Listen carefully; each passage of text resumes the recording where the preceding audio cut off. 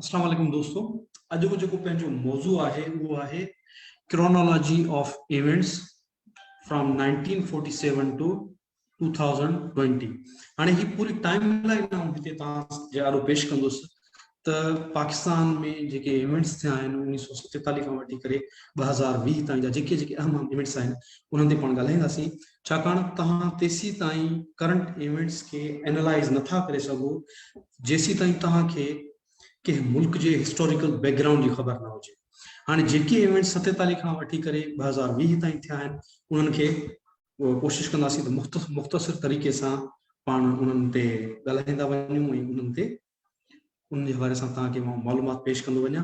पहिरीं पाण कंपेरिज़न कयूं था त जेके ग्लोबल इवेंट्स थिया आहिनि ऐं जेके पाकिस्तान में इवेंट्स थिया आहिनि कहिड़ा कहिड़ा थिया आहिनि ऐं जेका ही सदी रही आहे, जेका गुज़िरियल सदी 20वीं सदी जंहिंखे पाण चऊं था, उहा कहिड़ी तरह जी रही आहे, उनमें कहिड़ा इवेंट्स रहिया आहिनि उन ते बि ॻाल्हाईंदासीं। तव्हांजो इनपुट बि रिक्वायर्ड हूंदो छो कि इवेंट्स इलाही सारा आहिनि ऐं समूरा इहो पॉसिबल न आहे त असां कवर करे सघूं, पर कोशिश कंदासीं त जेके अहम इवेंट्स थिया आहिनि उन्हनि ते पाण ॻाल्हायूं ऐं उन्हनि ते तव्हांजी राय कहिड़ी आहे, तव्हां पंहिंजी राय बि ॾिजो ऐं उन्हनि जे हवाले सां, छो त ही सोशल स्टडीज़ आहे ऐं हिस्ट्री जेको आहे सोशल स्टडीज़ में अहम इहे सम्झो मौज़ू आहे जिते इलाही सारियूं शयूं असांजे बुक्स में टेक्स्ट में असां वटि ईंदियूं रहंदियूं आहिनि। त उनजे करे हिस्ट्री खे ज़हन में रखणु ऐं हिस्ट्री सां लाॻापियल जेके मौज़ू आहिनि, ख़ासि तौर ते जेका पाकिस्तान जी हिस्ट्री आहे उनखे ॾिसणु, उनखे जेको आहे पढ़णु इंतिहाई ज़रूरी आहे, छाकाणि काफ़ी सारा अहिड़ा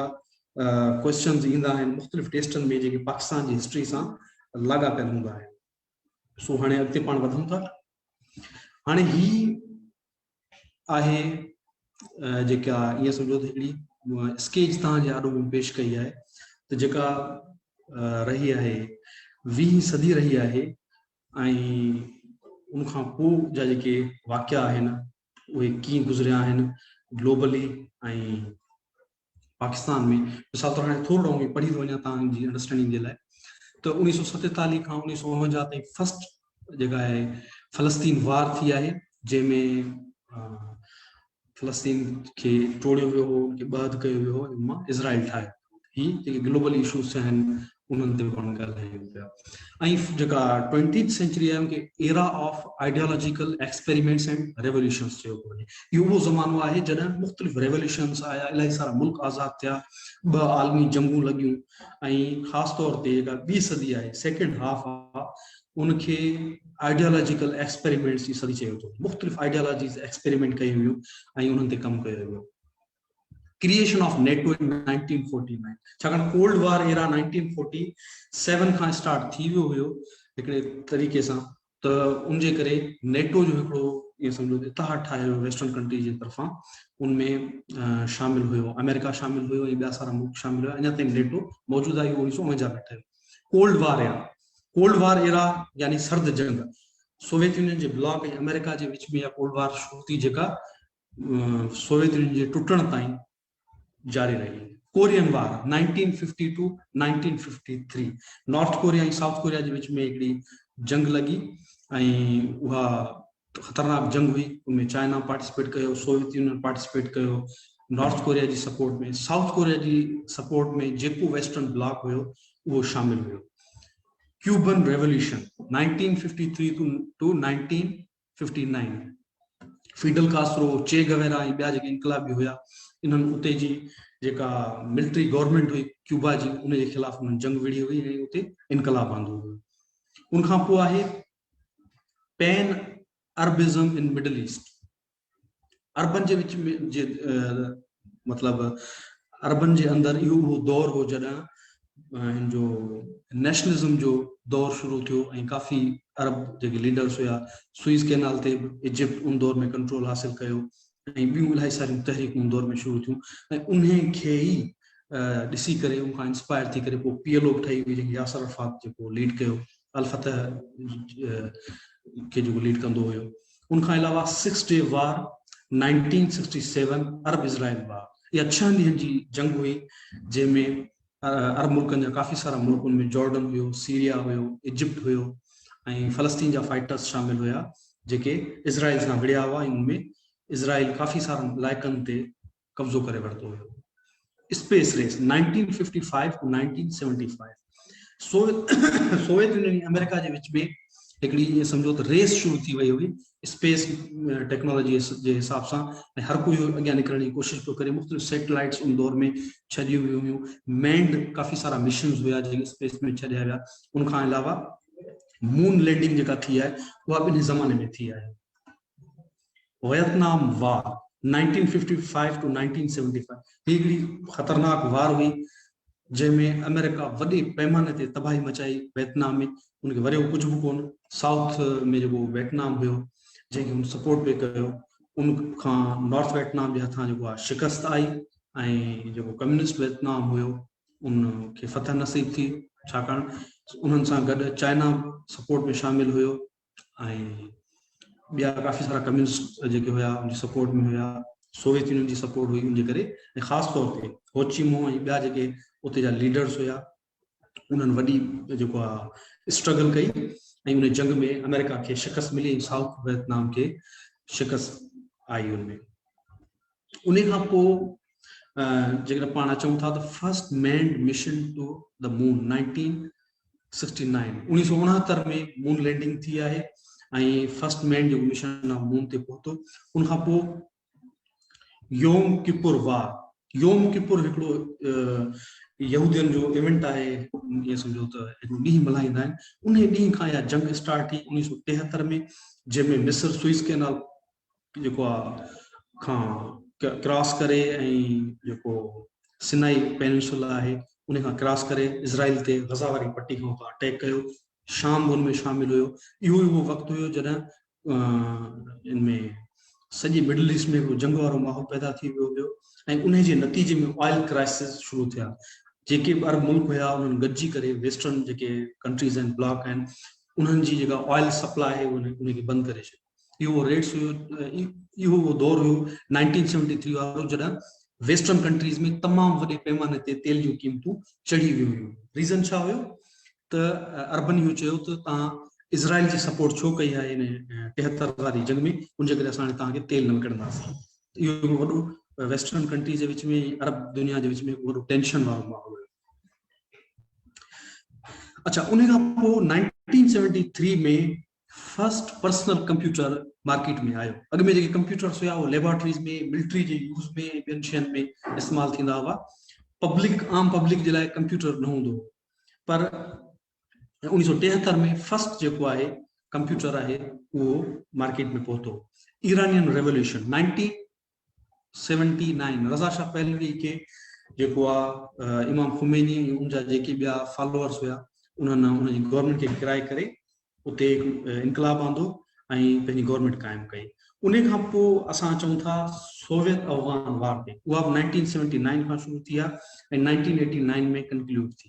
इहा हिकिड़ी वॾी तबाहकुन जंग हुई, ऐं उनमें जेको आहे इहो ई उहो दौर हुयो जॾहिं क्लैशनकोफ कल्चर, आफीम कल्चर ऐं ॿिया जेके ॿियूं जेके शयूं अफगान मुहाजिरीन, इहे सारियूं शयूं असां पाकिस्तान में जेके इंट्रोड्यूस थियूं इन सोवियत अफगान वार जे थ्रू थियूं। छाकाणि उनमें सऊदी अरेबिया, पाकिस्तान ऐं अमेरिका गॾिजी करे अफगान मुजाहिदीन जे ज़रिए सोवियत यूनियन जे ख़िलाफ़ जंग विड़ी, ऐं उनमें वॾे पैमाने ते हथियार फराहम कया विया उन्हनि मुजाहिदीन खे, ऐं उन्हनि मुजाहिदीन को अफगानिस्तान में तबाही मचाए करे अफगानिस्तान खे तबाह करे छॾियो। अॻु में जेको सोर इनकलाब हुयो उनजे थ्रू जेका गवर्नमेंट ठहियल हुई उन्हनि पोइ बि हिकिड़ो रिस्टोर कयो, पीस रिस्टोर कयो हुयो, जेको इन्हनि अची करे पोइ बाद में तबाह करे छॾियो। ऐं जॾहिं सोवियत यूनियन टुटी वियो उन खां पोइ अमेरिका जो कोई इंट्रस्ट रहियो कोन, ऐं हिते जे हालतुनि खे इन्हनि मुजाहिदीन ऐं जेके मज़हबी इंता पसंद हुया उन्हनि जे हथ में छॾे ॾिनो। पोइ बाद में तालिबान कंट्रोल करे वरितो ऐं काबुल ते कब्ज़ो करे वरितो, ऐं काबुल ते वॾी बमबारी थी। इलाही सारा फैक्ट्री हुया, माण्हू हुया जेके जंगी सरदार हुया उन्हनि जंगियुनि में इन्वॉल्व हुया, वॾी घरू वेड़ थी। ऐं बाद में तालिबान खे जॾहिं कंट्रोल हासिल थियो त उनजी सऊदी अरेबिया ऐं पाकिस्तान सपोर्ट कंदा रहिया, ऐं उन्हनि ई तालिबाननि पोइ बाद में उसामा बिन लादेन ॿियनि खे पाण वटि पनाह ॾिनी हुई जिन्हनि पोइ 9/11 जो वाक़ियो करायो। अच्छा, उन खां पोइ पाण चऊं था इराक ईरान वार 1980 टू 1988 ताईं। इहा हिकिड़ी वॾी साज़िश हुई इज़राइल ऐं अमेरिका जी इन्हनि ॿिनि मुल्कनि जे विच में जंग करण जी। छाकाणि जीअं सोवियत में ईरान में इनकलाब आयो 1979 में, इन्हनि खे अची करे ख़तरो थियो अमेरिका ऐं इज़राइल खे त इहो इनकलाब जेकॾहिं ॿियनि अरब मुल्कनि में फैलिजे थो त अरब कंट्रीज़ असांजे हथ मां निकिरी वेंदा, ऑयल जी जेका सप्लाई आहे वेस्ट खे उहा मुतासिर थींदी। उन जे करे सद्दाम खे वरगलाए उनखे गुमराह करे ईरान सां उन्हनि जंग कराई ऐं सद्दाम अटैक कयो ईरान ते। उहा 8-9 साल जंग हली जेका ॿिन्ही मुल्कनि जे लाइ वॾी तबाह कुन हुई, ख़ासि तौर ते इराक जे लाइ वॾी तबाह कुन साबित थी। इराक जी जेका इकोनॉमी हुई उहा सफ़ा बिल्कुलु तबाह थी वई। इराक ते तमामु वॾो कर्ज़ चढ़ी वियो ऐं उहो बाद में उन कर्ज़ खे माफ़ कराइण जे लाइ या वरी तेल जे वसीलनि ते कंट्रोल हासिल करण जे लाइ कुवैत ते हुन अटैक कयो हुयो। इहो उन जंग जो ई नतीजो हुयो जो सद्दाम बाद में कुवैत ते अटैक कयो। अच्छा, उन खां पोइ आहे fall of Berlin Wall and disintegration of Soviet Union 1989 to 91। 1999 खां वठी करे 91 ताईं जो जेको दौर आहे सोवियत यूनियन उन दौर में टुटो ऐं सेंट्रल एशिया में काफ़ी सारा मुल्क आज़ाद थिया ऐं कुझु वेस्टर्न रशिया वटि मुल्क ऐं साउदर्न रशिया वटि मुल्क आज़ाद थिया, जीअं यूक्रेन आहे या बेलारस आहे, ॿिया अहिड़ा मुल्क आहिनि जेके आज़ाद थिया। ऐं सेंट्रल एशिया में जीअं काज़किस्तान आहे, ताजिकिस्तान आहे, उज़्बेकिस्तान आहे, अहिड़ा मुल्क आहिनि जेके आज़ाद थिया सोवियत यूनियन खां टुटी करे। ऐं बर्लिन वॉल ढही पई। अॻु में जेको जर्मनी हूंदो हो ॿिनि हिसनि में विरहायल हूंदो हो, ईस्ट जर्मनी ऐं वेस्ट जर्मनी, उनखे विरहाईंदी हुई बर्लिन वॉल। जॾहिं सोवियत यूनियन टुटो त उहा वॉल बि किरी पई ऐं सोवियत जर्मनी जो ईस्टर्न ऐं वेस्टर्न हिसो पाण में गॾिजी करे उन्हनि वरी हिकिड़े गॾियल मुल्क जी शिकल अख़्तियार करे वरिती। उन खां पोइ आहे गल्फ वार 1991। 1991 में गल्फ वार थी आहे जेका इराक ते अटैक कयो अमेरिका, छाजे नतीजे में कुवैत ते हुन अटैक कयो, कब्ज़ो कयो। इहो सिर्फ़ु बहानो हुयो उन्हनि खे अटैक करण जो, छाकाणि उन बहाने सां तमामु वॾा कॉन्ट्रैक्ट्स पोइ अमेरिकन कंपनीज़ खे कुवैत में मिलिया ऐं अमेरिका खे अञा वधीक फिज़िकल प्रेज़ेंस मिली कुवैत में, मिडल ईस्ट में इन वार जो। वार माना हिन अटैक खां अॻु में मज़ेदार हिन जी डिप्लोमेटिक गेम तव्हांखे ॿुधायां। अमेरिका सदाम अञा अटैक कोन कयो हुयो कुवैत ते, त ईअं सम्झो त हिकिड़े तरह सां ग्रीन सिग्नल ॾेई छॾियो हो त तव्हां अटैक करे सघो था अनऑफिशियली। वरी जेॾीमहिल हुननि अटैक कयो ऐं अटैक करे कब्ज़ो कयो त हाणे चऊं तव्हां अटैक छो कयो। असल में उन्हनि खे कंहिं तरीक़े सां कुवैत जो कंट्रोल हासिल करणो हुयो ऐं उन्हनि खे हिकिड़ो बहितरीन एक्सक्यूज़ मिली वियो ऐं कुवैत जी मदद में जॾहिं पटको ॿधी करे लथो मैदान ते सदाम जे ख़िलाफ़ जंग शुरू कई ऐं उन बहाने सां ख़ैर सदाम खे उन वापसि करे छॾियो ऐं वरी कंट्रोल हासिल करे वरितो कुवैत जो उन्हनि। पर इन बहाने सां कुवैत में तमामु वॾा हिननि कॉन्ट्रैक्ट मिलिया अमेरिकन कंपनीज़ खे ऐं अमेरिका जी जेका फिज़िकल प्रेज़ेंस आहे हिन में कुवैत में उहा अञा वधीक स्ट्रॉन्ग थी। उन्हनि इलाही सारा जेके पंहिंजा फौजी विहारे छॾिया ऐं अॾा ठाहे वरिता। अच्छा, उनखां पोइ आहे start of internet and the first website is put online and made available to the public. इहो जेको सिलसिलो इंटरनेट वारो शुरू थियो आहे उहो शुरू थियो आहे 1989 खां 1991 ताईं। पर मज़े जी ॻाल्हि तव्हांखे ॿुधायां त इंटरनेट जहिड़ा ई नेटवर्क अॻु में मिलिट्री यूज़ कंदी रहंदी हुई, अमेरिकन मिलिट्री 60s ऐं 70s में, पर उनखां पोइ उनमें काफ़ी सारा बाद में जॾहिं ख़ानगी ऐं हिकिड़ी चइजे प्राइवेट इन्वेस्टर्स आया, ॿिया इलाही सारा उनमें इदारा जॾहिं शामिल थिया, उनखां पोइ 1989 खां 1991 में इंटरनेट खे बाज़ाब्ता तौर ते माण्हुनि ताईं पहुचाए वियो ऐं उनजी सर्विस स्टार्ट थी। ऐं पहिरीं जेका वेबसाइट आहे 1991 में आम पब्लिक जे इस्तेमाल में अचणु शुरू थी। अच्छा, उनखां पोइ वार ऑन टेरर 2001 में जेका स्टार्ट थी आहे अफ़गानिस्तान में, जेको अमेरिका अटैक कयो, उनखां पोइ इराक ते अटैक कयो ऐं उनखां पोइ मुख़्तलिफ़ बहाननि सां मिडल ईस्ट जे मुख़्तलिफ़ मुल्कनि ते हू अटैक कंदो रहियो। लिबिया ते कज़ाफ़ी जे ख़िलाफ़ हुननि अटैक कयो, उनखां पोइ वरी सीरिया ते हिननि अटैक कयो, हाणे वरी यमन खे लॻा आहिनि।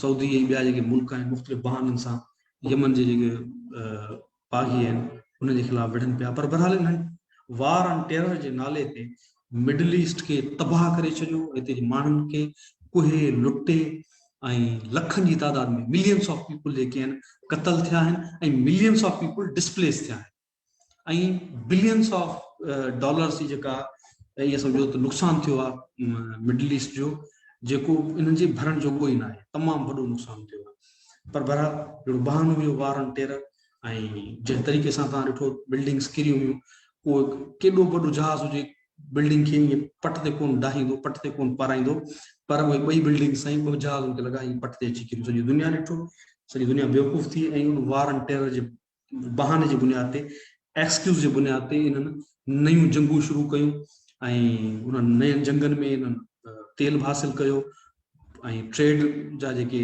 नवां इन्हनि खे मौक़ा मिलिया, उहे अपॉर्चुनिटीज़ मिलियूं, ट्रेड रूट्स आहिनि उन्हनि ते इन्हनि कंट्रोल हासिल करे वरितो ऐं इन्हनि ॿियनि मुल्कनि में जीअं इराक आहे या जॉर्डन आहे, ॿिया जेके मुल्क आहिनि उन्हनि में अञा वधीक इन्हनि पंहिंजी जेका आहे फिज़िकल जेका प्रेज़ेंस आहे उहा मज़बूत करे वरिती। इवन सऊदी में बि इन्हनि पंहिंजी फिज़िकल प्रेज़ेंस मज़बूत करे वरिती। उन खां पोइ जेको लास्ट वॾो इवेंट आहे उहो कोरोना वायरस पेंडेमिक जो आहे, जेको 2019 में थियो आहे। ऐं इन पेंडेमिक तव्हांखे ख़बर आहे, पाण सभु अञा ताईं उन मां गुज़रूं पिया। ग्लोबली जेको आहे तमामु वॾो जेको आहे इकोनॉमी खे, ॿियनि काफ़ी हर लाइफ स्फेयर खे मुतासिर कयो आहे। हाणे इहो ओवरऑल ग्लोबल इवेंट्स हुआ जेके 20वीं सदी ऐं 21वीं सदी जे शुरूआत में थिया आहिनि। हाणे पाकिस्तान ते असां चऊं था, पाकिस्तान जेको आहे 1947 में पाकिस्तान इंडिया आज़ादु थिया आहिनि। उनखां पोइ पाकिस्तान इंडिया वार 1948 में जेका कश्मीर ते विढ़ी वई ऐं उन वार में जेको आहे जेको आज़ाद कश्मीर ऐं गिलगित बल्तिस्तान जेको चऊं था एरिया, उहो पाकिस्तान उन ते कंट्रोल हासिल कयो ऐं जेको मक़बूज़ा असां कश्मीर चऊं था उन ते इंडिया कंट्रोल हासिल करे वरितो। अच्छा, उनखां पोइ कॉन्स्टिट्यूशनल इशूज़ शुरू थी विया। अञा ताईं उहो वक़्तु हुयो जो पाकिस्तान खे उहो आइन न मिली सघियो ऐं उन खां पोइ वरी मार्शल लॉ लॻी अयूब जी ऐं 1 यूनिट लॻो, लैंग्वेज मूवमेंट जेका बंगालियनि हलाई, उनमें काफ़ी सारा शागिर्द मारिया विया ढाका में। उनखां अलावा 1965 पाकिस्तान इंडिया वार आहे, रिबेलियन इन बंगाल आहे, डिसइंटीग्रेशन ऑफ पाकिस्तान आहे, माना ईस्टर्न जो पाकिस्तान हुयो बांग्लादेश ठही वियो। मार्शल लॉ ऐं assassination of Z A Bhutto आहे। अच्छा, उनखां अॻु में न्यू कॉन्स्टिट्यूशन ऑफ पाकिस्तान 1973 में जेको भुट्टे साहब आंदो ऐं उनखां पोइ वरी मार्शल लॉ लॻो आहे 77 में ऐं ज़ेड ए भुट्टो, ज़ुल्फ़िकार अली भुट्टो खे 79 में वरी पोइ इन्हनि जेको आहे शहीद करायो, क़तल करायो हिकिड़े फेक ऐं जड़तू ट्रायल जे थ्रू। उनखां पोइ वरी अफ़गान वार जेका मूं ते डिस्कशन कयो, उनजा तमामु वॾा नेगेटिव इम्पैक्ट्स पिया पाकिस्तान ते। रिस्टोरेशन ऑफ डेमोक्रेसी आहे 1988 में, जेका डेमोक्रेसी आहे पाकिस्तान में रिस्टोर थी, मोहतरमा वापसि आई 86 में। उन खां पोइ इलेक्शन्स थियूं 88 में ऐं मोहतरमा खे गवर्नमेंट मिली आहे। वरी 99 में, हाणे 1988 खां वठी करे 1999 ताईं जेके डेमोक्रेटिक जेके गवर्नमेंट्स रहियूं आहिनि उन्हनि खे इन्हनि ईअं सम्झो त आङुर ते नचायो आहे ऐं मुख़्तलिफ़ बहाननि सां किराईंदा ॾाहींदा हिकिड़ी गेम खेॾंदा रहिया। पर वरी 1999 में धणी पाण अची करे वेठा, यानी कि मार्शल लॉ लॻी वियो। वार ऑन टेरर उहा जेको मूं ते ज़िक्र कयो 2011 उनमें 2001 में स्टार्ट थी। असैसिनेशन ऑफ बेनज़ीर भुट्टो, मोहतरम बेनज़ीर भुट्टो खे 2007 में दिसंबर में शहीद कयो वियो। वरी असां जेकॾहिं चऊं था डेमोक्रेसी खे रिस्टोर कयो, छो त इंटरनेशनली तमामु घणो प्रेशर हिन ते अची वियो, रिस्टोर करणो ई हुयो। 2008 में जेको आहे वरी डेमोक्रेसी रिस्टोर थी आहे ऐं पाकिस्तान में डेमोक्रेटिक गवर्नमेंट आई आहे। हाणे इहा तव्हांखे पूरी स्केच पेश कई इवेंट्स जी। हाणे वरी पाकिस्तान ते स्पेसिफिकली असां चऊं था त कहिड़ा कहिड़ा इवेंट्स थिया आहिनि। इहा सम्झो त हिकिड़ी पाकिस्तान जी हिस्ट्री जी टाइम लाइन आहे। इशू तव्हां नोट करे सघो था, तव्हांखे मुख़्तलिफ़ एग्ज़ाम्स में, मुख़्तलिफ़ टेस्टनि में इहे तव्हां वटि सवाल अची सघनि था ऐं तव्हांजो इनपुट में लाज़मी हुजणु घुरिजे। तव्हां थी सघे थो को इवेंट मां हिते रहां जेको इंतिहाई अहम हुजे ऐं उहो तव्हां पंहिंजे तरफ़ां उन ते जेको आहे पॉइंट आउट कराए सघो था। हाणे 1947 खां 1950 ताईं जेको अरसो आहे उन में कहिड़ा कहिड़ा वाक़िया थिया। उनमें पहिरियों त independence of India and Pakistan इन 1947, फर्स्ट इंडो पाकिस्तान वार 1948 जो ज़िक्र कयो, assassination of Mahatma Gandhi and death of कायदे आज़म मोहम्मद अली जिन्ना। हाणे इहे ॿ वॾा जेके लीडर हुया उहे 1948 में जेको कायदे आज़म हुयो उनजी वफ़ात 1948 में पाकिस्तान में थी आहे ऐं महात्मा गांधी खे जेको आहे क़तल कयो वियो इंडिया में। ऐं महात्मा गांधी खे कहिड़े हिकिड़े हिंदू इंता पसंदि क़तल कयो। ॾिसो एॾो वॾो हिंदुनि जो लीडर, इंडिया जो लीडर, उनखे हिकिड़े हिंदू इंता पसंदि क़तल कयो। रीज़न इहो ॼाणायो, तूं पाकिस्तानी मुसलमाननि जी सपोर्ट थो करीं, इहो थो चवीं त उन्हनि खे हिंदुस्तान पार्टीशन खां पोइ जेको उनजो राइट आहे, उनजो हक़ आहे उहो ॾिए ऐं जेके वसीला जेके डिस्ट्रीब्यूट थियनि पिया उहे ॾियनि। ऐं वाकई गांधी इन ख़्याल जो हुयो त इंडिया जेकी आहे न पार्टीशन खां पोइ जेके वसीला आहिनि इक्वल बेसिस ते डिस्ट्रीब्यूट करे। ऐं जेको जिन्ना साहब आहे कायदे आज़म आहे उनजी जेका वफ़ात थी आहे उहा 1948 में थी आहे। त इहे जेके ॿई लीडर्स हुआ जेके आइकॉनिक लीडर्स हुआ इंडिया ऐं पाकिस्तान जा उहे इन दुनिया मां 1948 में लाॾाणो करे विया। उनखां पोइ आहे हा अच्छा कायदे आज़म जेको उनखां अॻु में स्टेट बैंक जी जेका इनॉग्रेशन कई हुई उहा कई हुई 1948 में। वरी सेप्टेंबर 11 1948 में India occupied Hyderabad Deccan and Junagadh. Forcefully India Hyderabad Deccan ऐं जूनागढ़ ते कब्ज़ो कयो। इहो इवेंट थियो 11 सेप्टेंबर 1948 में। Objectives resolution passed by Liaquat Ali Khan in 1949 in resolution इलाही सारा पाकिस्तान में आइडियोलॉजिकल मसला क्रिएट कया अलॻि बहसाउनि ते अलॻि सां ॻाल्हाए सघिजे थो। ऐं 4 January Pakistan recognizes People's Republic of China. 1950 में जेको आहे पीपुल्स रिपब्लिक ऑफ चाइना जेको आहे उनखे पाकिस्तान रिकग्नाइज़ कयो यूएन में। हाणे 1951 खां 1955 जेके वाक़िआ May 11 1950 university of Karachi is established. केर बि तव्हां खां पुछी सघे थो कराची यूनिवर्सिटी कॾहिं इस्टेब्लिश थी आहे त you can tell them it was established on May 11 1950। October 16 1951 prime minister Liaquat Ali Khan is assassinated at Rawalpindi. इन जी हिकिड़ी कहानी थो इन जे पोयां इनखे असैसिनेट कराइण में अमेरिका जो हथ हुयो छाकाणि लियाकत अली खान मुख़्तलिफ़ टास्क जी अमेरिका उनके ॾिना पे ख़ासि तौर ते ईरान सां ॻाल्हाइण ऐं ॿियनि कुझु मुल्कनि सां अमेरिका जे इंट्रेस्ट में ॻाल्हाइण जे लाइ जेको हुन चयो पे उहो लियाकत अली खान कोन कयो हुयो ऐं पोइ मुख़्तलिफ़ बहाननि सां उनखे मारण जी कोशिशि कई ऐं पोइ जेको लियाकत अली खान खे जेको शहीद करायो वियो उहो 1951 में करायो वियो ऐं इहा हिकिड़ी थ्योरी मौजूदु आहे त उनखे क़त्ल कराइण में अमेरिका जो हथु हुयो। February 21 1952 the students of the University of Dhaka with the support of the general public arranged massive rallies and meetings on 21st February 1952 police opened fire on rallies. Salam, Barkat, Rafiq, Jabbar and Shafiq died with hundreds of other injured. This is one of the very rare incidents in history where people had to sacrifice their lives for their mother tongue. ये समझो तो starting point हुयो बंगालियुनि जी बगावत जो। Police attack कयो peaceful rally ते ऐं उन में काफ़ी सारा शागिर्द मारिया विया, माण्हू ज़ख़्मी थिया ऐं 1952 खां पोइ बंगालियुनि इहो सम्झी वरितो त असांखे हिकिड़ी अलहदा सां स्ट्रगल करणी आहे ऐं उनजा नतीजा तव्हां पोइ बाद में ॾिठा। ऐं इहो छा ते स्टार्ट थियो ॿोली जे मामले ते। Bengalis were 52% in Pakistan. Overall population में बंगाली 52% हुआ ऐं रिमेनिंग जेके प्रोविंसेस हुआ उहे 48% हुआ। उन बावजूद बि इन्हनि चयो त न मदर टंग उर्दू थींदी ऐं बंगाली कान थींदी। उन जे नतीजे में उन्हनि जेका स्ट्रगल शुरू कई हिकिड़ी पीसफुल उन ते फायर हलायो वियो माण्हुनि में हुआ।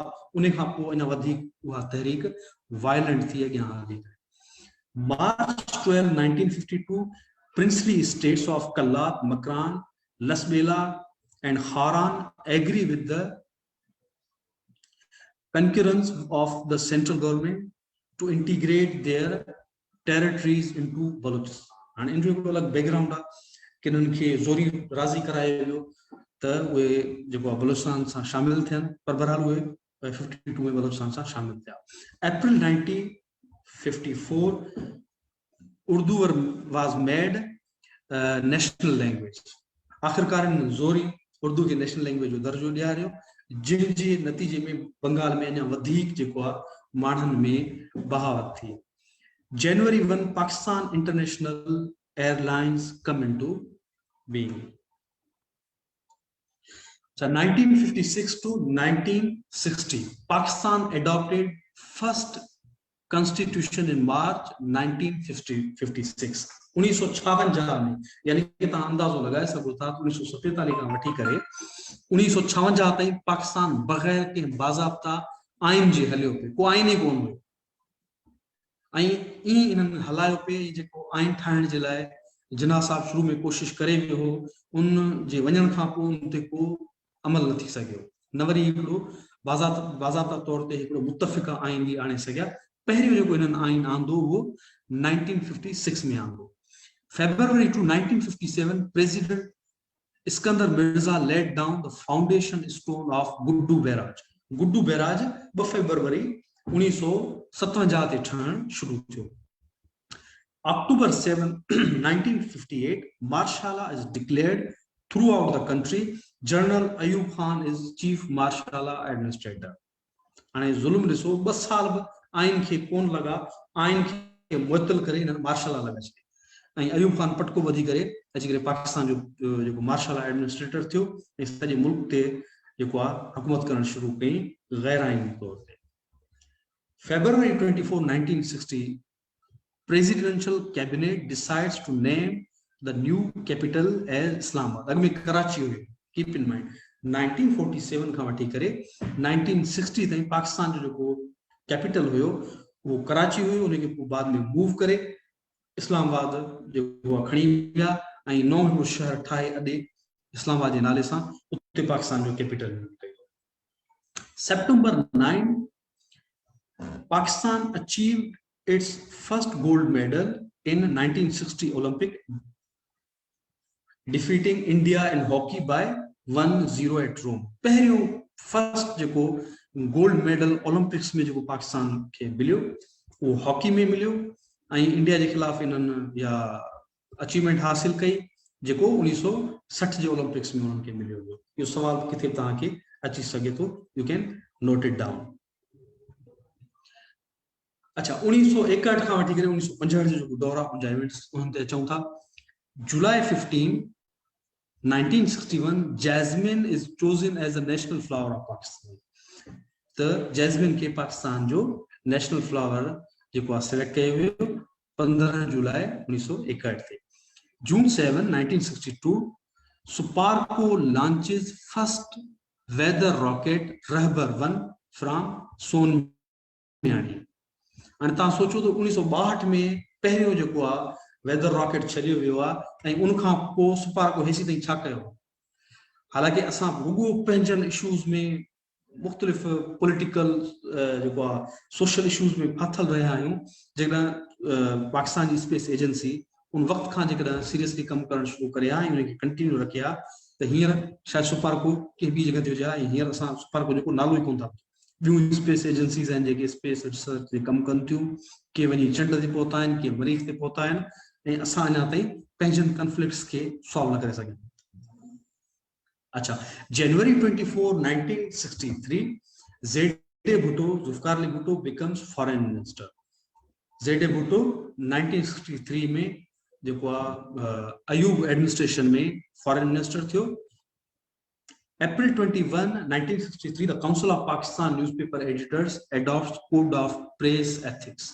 अमल अञा कोन था कनि हूंदे पर बहरहाल इन्हनि जेको प्रेस एथिक्स जा जेके कोड हुया उहे एडॉप्ट कया। November 26, 1964, President Ayub Khan inaugurates Pakistan Television Lahore Station. Pakistan जी जेका पहिरीं टेलीविजन पीटीवी जी जेका स्टेशन आहे उहा लाहौर में इस्टेब्लिश थी ऐं उहा इस्टेब्लिश थी 1964 में 26 नवंबर ते। September 6, 1965, second war between India and Pakistan over Kashmir.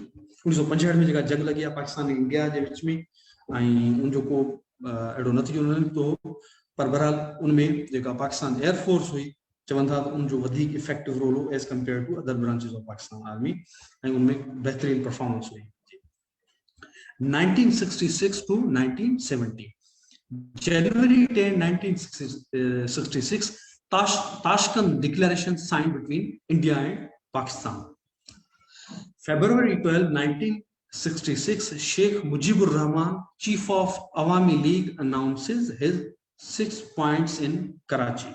ये 6 नुकाती जेको जेका उनजी डिमांड हुई जेका एजेंडा हुई उहा उन अनाउंस कई हुई 1966 में कराची में। June 17, 1966, Zede Bhutto, then foreign minister, resigns. 1966 में जेको भुट्टो साहब रिजाइन ॾेई छॾियो ऐं जेको अयूब एडमिनिस्ट्रेशन हुई उनखां अलॻि थी वियो। July 9, 1967, मोहतरमा फातिमा जिन्ना dies in Karachi. हिन जे बारे में भी काफ़ी सारी ॻाल्हियूं मशहूर आहिनि मोहतरमा फातिमा जिन्ना जे बारे में, त तमामु पुरसरार हालत में जेको आहे संदन लाश मिली हुई, ऐं कुझु माण्हू इहो चवनि था त शी वॉज असैसिनेटेड।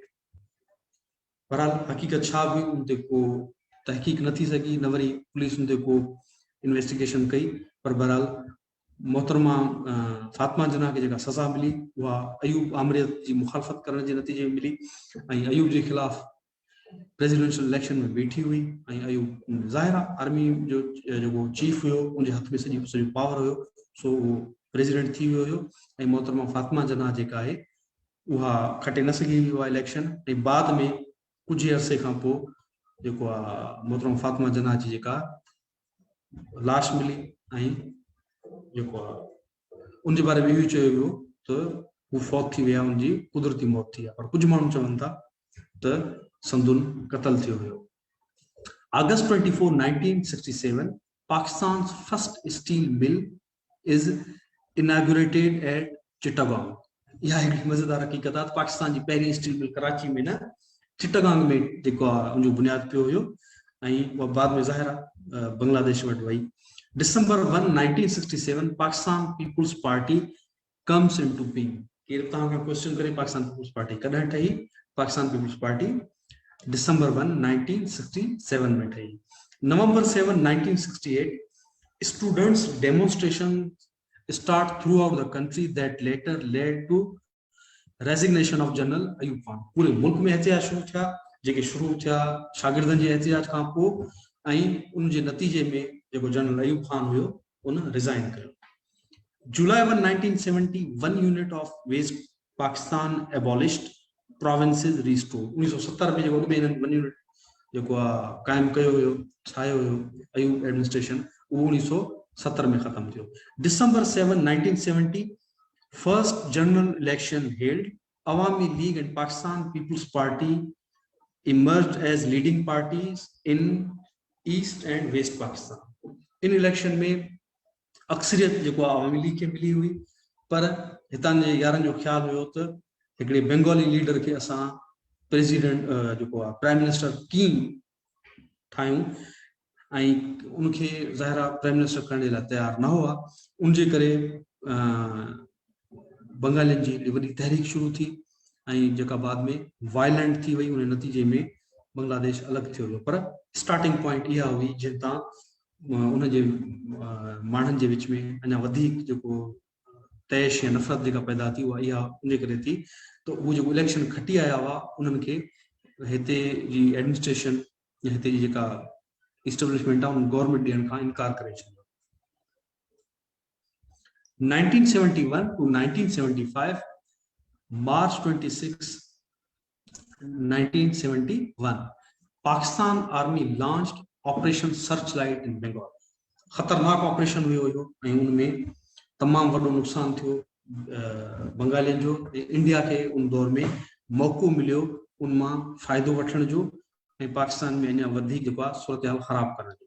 पर इन ऑपरेशन जी जॻह ते ॻाल्हियूं थी पई सघियूं, इन ऑपरेशन जी जॻह ते जेके बंगाली माण्हू आहिनि उन्हनि सां पीसफुली टास्क थी पई सघिया, पर उन्हनि खे जेको फोर्सफुली कुचलण जी जेका कोशिशि कई वई उनजे नतीजे में हालतूं अञा वधीक ख़राब थी।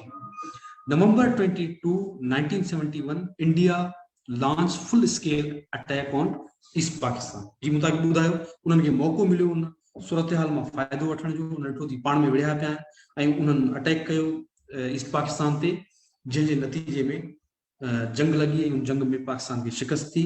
ईस्ट पाकिस्तान जेको आहे अलॻि थी करे बांग्लादेश थी वियो। December 16, 1971, Dhaka falls and Bangladesh comes into being. जी मुताबिक़ ॿुधायो तो उन जंग जे नतीजे में जॾहिं इंडिया अटैक कयो ऐं पाकिस्तान आर्मी खे उनमें शिकस्त थी ऐं जेको ईस्टर्न पाकिस्तान हुओ अलॻि थी करे बांग्लादेश जी शिकल में अची वियो। December 20, 1971, General Yahya Khan hands over power to Z.A. Bhutto, who takes over as president and chief martial law administrator. यो पहिरियों सिविलियन हुयो जंहिंखे as chief martial law administrator बणायो वियो, छाकाणि 71 जी शिकस्त खां पोइ इन सूरत हाल खां पोइ हिकिड़ो अहिड़ो इहो ई माण्हू हुयो जेको पाकिस्तान खे जेको आहे वापसि पंहिंजी पोजीशन ते आणे पे सघियो ऐं यहया खान खे ज़ाहिर वञणो पियो, एॾी वॾी शिकस्त हुई मुंहिंजे नतीजे में, उनजो वेहण जो या उनजो गवर्नमेंट करण जो हाणे को जवाज़ न रहियो। East Pakistan become an independent country named Bangladesh. January 20, 1972, Zulfikar Ali Bhutto called a secret meeting at Multan and launches the program on nuclear weapons development. Nuclear weapons development जो program 1972 में Multan meeting का post शुरू हुआ, वो meeting थी हुई 20 जनवरी 1972 में। अप्रैल 10, 1973 Constitution of Pakistan enacted by National Assembly, जो को पहिरियों आइन हुयो पाकिस्तान जो, उन्हें खां पोइ वो ज़ाहिर थी वियो हुयो, आर्मी उनखे करे छॾियो हुयो, मुअतल करे छॾियो हुयो। उन खां पोइ जेकॾहिं को आइन आयो आहे जिते सभु मुतफ़िक़ हुया, वो 1973 जो आइन हुयो जेको भुट्टो साहब जेको खणी आयो हुयो या उन ठहरायो हुयो। December 30, Z.A. Bhutto lays foundation stone of Pakistan Steel Mills, तमाम वॾी मशहूर मिल हुई, अञा ताईं आहे, ऐं उन मिल जो बुनियाद भुट्टे साहब विधो सोवियत यूनियन जी सपोर्ट सां। February 22, 1974, Islamic Summit Conference starts in Lahore. 22 heads of state participate. 22 मुल्कनि जा जेके हेड हुया मुसलमान मुल्कनि जा, उहे उन इस्लामिक समिट में आया हुआ लाहौर में, ऐं इहा हिकिड़ी वॾी जेको आहे डिप्लोमेटिक अचीवमेंट हुई पाकिस्तान जी उन वक़्त में। 1976 to 1980, March 1, 1976, General Muhammad Zia-ul-Haq becomes Chief of Army Staff. ही भाउ अची वियो ऐं इनखे भुट्टे साहब पाण अॻियां आंदो, इलाही सारनि सीनियर जनरल खे पोयां करे इनखे पटको पाराई, जंहिं बाद में उन भुट्टे साहब जो ई तख़्तो हूंदो कयो।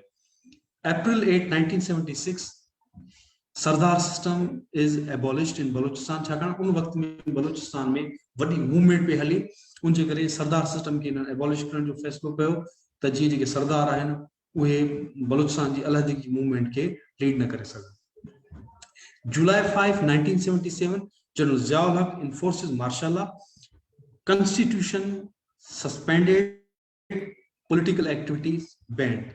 Worst इहो ये समझो त आमराणो दौर हुयो जनरल ज़िया जो, तमाम सख्ती हुई ऐं आइन मुअत्तल कयो वियो ऐं तमाम जेको आहे जेके पॉलिटिकल माण्हू हुया उन्हें गिरफ़्तार कयो वियो, उनमें काफ़ी सारा माण्हू हुया जिन खे मारियो वियो ऐं कुझु माण्हुनि खे नज़रबंद कयो। बहरहाल हिकिड़ो क्रैकडाउन सभिनी ते शुरू थियो इन मार्शल लॉ खां पोइ। September 17, 1971, Z.A. Bhutto arrested under martial law orders. भुट्टे साहब खे जेको आहे उनजी हुकूमत ख़त्म करे 17 सितंबर ते गिरफ़्तार कयो वियो 1977 में। February 6, 1979, Supreme Court upholds Bhutto's conviction in Muhammad Ahmad Khan murder case. हाणे जेको हिकिड़ो मर्डर केस हुयो, कंस्पिरेसी हुई, उनजे पोयां हक़ीक़त कहिड़ी बि हुजे, पर उन जड़तू केस जे बुनियाद ते जेको आहे अॻिते हली करे भुट्टे साहब खे फांसी आई हुई ऐं जेको लाहौर हाई कोर्ट जेको फ़ैसिलो ॾिनो हो उन ते जॾहिं सुप्रीम कोर्ट में अपील वई तो उहो फ़ैसिलो बि भुट्टे साहब जे ख़िलाफ़ आयो ऐं जेको फ़ैसिलो हो सज़ाए मौत जो उन्हनि उहो बरक़रार रखियो। April 4, 1979, Z.A. Bhutto hanged in Rawalpindi jail. भुट्टे साहब खे 4 अप्रैल 1979 में फांसी ॾेई करे शहीद कयो वियो। 1981 to 1985, March 2, a PI Boeing 72 with 148 passengers hijacked to Kabul. Pakistan PI जो हिकिड़ो जहाज हाईजैक थियो हुयो जंहिंमें ये समझो तो 148 पैसेंजर्स हुया, काबुल में हाईजैकर्स खणी विया। इहो वाक़ियो थियो 2 मार्च 1981 में। उनखां पोइ आहे August 31, 1981, Pakistan steel mill starts functioning, जेको कम भुट्टो साहब करे वियो जो फ़ाइदो माना पोइ बाद में कंहिं ॿिए वठण जी कोशिश कई, पर बहरहाल स्टील मिल जो कम स्टार्ट थियो उहो 1981 में थियो। February 9, 1984, government imposes ban on all students unions.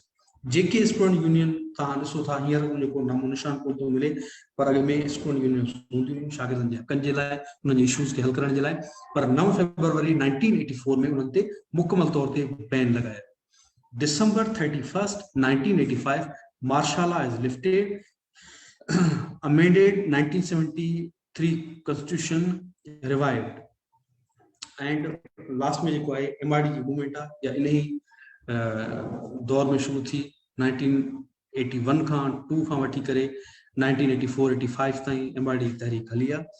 पर बहरहाल 1985 में नाले मातर जेको आहे मार्शल लॉ हटाए छॾियो, पर अख्तियार जा धणी पाणी वेठा हुआ ऐं ज़िया पाणी वेठो हो, उनजे हथ में अख्तियार हो। नाले मातर रुगो लफ़्ज़नि जे थ्रू चई छॾियो त असां मार्शल लॉ हटाए छॾियो। 1986 to 1990, April 1986, Benazir Bhutto returns to homeland. Lahore में जॾहिं बेनज़ीर भुट्टो आई हुई 1986 में, तमामु वॾो इस्तक़बाल थियो हुयो, जंहिंमें लखनि जी तादाद में माण्हुनि शिरकत कई हुई। पहिरीं गवर्नमेंट जेका हुई उन वक़्त पाकिस्तान जी या इस्टेब्लिशमेंट हुई, उन्हनि एतिरो अंदाज़ो कोन पे लगायो त एतिरो वॾो इस्तक़बाल थींदो। पर जॾहिं मोहतरमा हिते आई त लखनि जी तादाद में माण्हू आया ऐं ट्रेन सां गॾु गॾु पे हलिया ऐं माण्हुनि जेको आहे तमामु वॾे पैमाने ते उनखे वेलकम कयो। April 10, 1988, army ammunition blown up in Ojri camp, Rawalpindi. More than 100 people died. हाणे जेको हथियार इंदो हुयो, गन थींदो हुयो, जेको अफगान वार में इस्तेमाल थियणो हूंदो, उहो ओजड़ी कैंप में मुख़्तलिफ़ कैंप्स में रखंदा हुआ। ऐं इहो हादसो थियो 1984 में 1988 में रावलपिंडी में, जंहिंमें 100 खां वधीक जेके आहिनि माण्हू जेके मुआ ऐं ॿियनि वॾी तादाद में माण्हू ज़ख़्मी थिया। May 29, 1988, President Zia dissolves National Assembly and Junejo cabinet. Junejo Khan जॾहिं नाराज़ थियो हो ज़ियाउल हक़, उनजी गवर्नमेंट खे केराई जे असेंबली हुई उनखे डिसॉल्व करे छॾी। August 17, 1988, General Ziaul Haq is killed in a plane crash near Bahawalpur. So General Ziaul Haq हिकिड़े प्लेन क्रैश में फौत थियो ऐं वो फौत थियो 17 अगस्त 1988 में। October 6, 1988, 8 political parties form Islamic Jamhuri Ittihad. हिकिड़ो इत्तिहाद ठाहियो हुयो जेके डेमोक्रेटिक फोर्सेस हुयूं उन्हनि खे काउंटर करण जे लाइ। उनमें नवाज शरीफ हुयो ऐं ॿिया इलाही सारा मुला उनमें शामिल हुया त जीअं डेमोक्रेटिक जेके फोर्सेस आहिनि उनखे काउंटर कयो। अच्छा, उनखां पोइ आहे November 16, 1988, general elections held, PPP wins 92, IGI secures 54. हाणे 1988 जो इलेक्शंस थियूं उनमें PP खटी करे आई, 92 उनखे सीटूं मिलियूं ऐं IGI खे 54 सीटूं मिली सघियूं। December 2, 1988, Benazir Bhutto is sworn in as first woman prime minister of Pakistan and Islamic world. तो 2 दिसंबर 1988 ते जेको मोहतरम बेनज़ीर भुट्टो प्राइम मिनिस्टर तौर कसम खयो ऐं न सिर्फ़ पाकिस्तान बल्कि इस्लामिक दुनिया जी पहिरीं औरत वज़ीर आज़म थी। August 6, 1990, President Ghulam Ishaq Khan dissolves National Assembly and dismisses Benazir government. Ghulam Mustafa Jatoi becomes caretaker prime minister. मुख़्तलिफ़ बहाननि सां हाणे इन्हनि खे हज़म कोन पई थी जमहूरियत, वो मुख़्तलिफ़ बहाननि सां हिकिड़े खे हटाईंदा ॿिए खे आणींदा, इहो उन्हनि नओं सिलसिलो शुरू कयो ऐं उहो सिलसिलो शुरू थियो मोहतरमा जी गवर्नमेंट खे डिसॉल्व करण सां।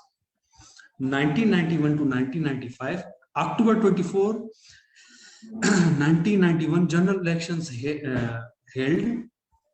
IGI gets 104 and PDA wins. Pakistan Democratic Alliance wins 45 seats. So उनमें IGI खटी करे आई। November 6, Nawaz Sharif elected prime minister, securing 153 votes. June 1992, military operation against MQM starts in Karachi and other areas. हाणे इहो जो operation थियो हुयो उन जो रीजन हुयो उन दौर में MQM तमामु मिलिटरीसाइज थी वई हुई ऐं उनमें मिलिटेंट अची विया हुया, इलाही सारा उन्हनि ते इल्ज़ाम हुया। कराची में जेको सिंधी मुहाजिर जेके फसाद थिया झेड़ा थिया उन नतीजे में इलाही सारा जेके आहिनि माण्हू मारिया विया, उनजे करे उन खां पोइ रियासत डिसाइड कयो इन खिलाफ़ ऑपरेशन करण जो, जेको 19 जून 1992 में स्टार्ट थियो। September 7, 1992, India-Pakistan floods was a deadliest flood caused by 5-day-long heavy monsoon rains in northern areas of Pakistan. ऐं उनखां अलावा हिते सिंध में उन दौर में तमामु घणियूं बरसातूं पियूं हुयूं ऐं तमामु वॾो फ्लड अची वियो 1992 में। इहो हिकिड़ो इवेंट आहे। अप्रैल 18, 1993, प्रेसिडेंट गुलाम इसा Khan dissolves National Assembly, dismisses Nawaz Sharif government. बलक शेर Mazari becomes caretaker prime minister. सो हिननि अॻियां हली करे नवाज़ शरीफ जो तख़्तो बूंदो कयो ऐं वरी नए सेटअप खे आणण जी कोशिशि कयूं, नए माण्हू खां नया वचन वाइदा वठण जे लाइ। October 6, 1993, general elections held.